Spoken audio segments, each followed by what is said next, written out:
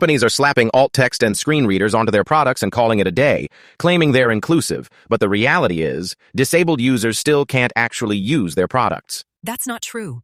I've seen so many companies making an effort to be more accessible. Effort is one thing, but actual results are what matter. They're just doing the bare minimum to check off the accessibility box. It's all just a show. But what about all the blind people who can now use their phones and computers thanks to screen readers? Those screen readers are often clunky and hard to use, and they don't actually make the underlying product accessible.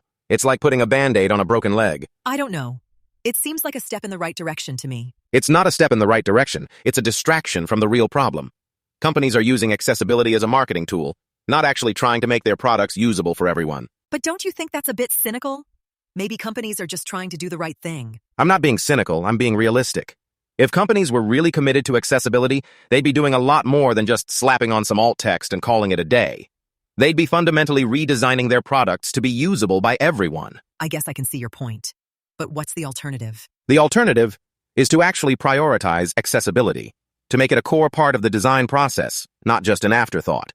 That means involving disabled users in the design process, testing products with a wide range of users, and being willing to make significant changes to make products truly accessible. That sounds like a lot of work and expense. It is work and expense, but it's worth it. Because the reality is, accessibility isn't just about doing the right thing. It's also about tapping into a huge market of disabled users who are currently being shut out. Companies that prioritize accessibility will be the ones that succeed in the long run. I never thought of it that way. Exactly. And that's the problem. Companies are so focused on the short-term gain that they're not thinking about the long-term benefits of accessibility. They're not thinking about the fact that accessibility is not just a moral imperative, but also a sound business strategy. You're making me think about this in a whole new way. That's the point. We need to start thinking about accessibility in a more nuanced way, as not just a checkbox, but as a fundamental aspect of design. We need to start holding companies accountable for their accessibility claims and demanding more than just lip service.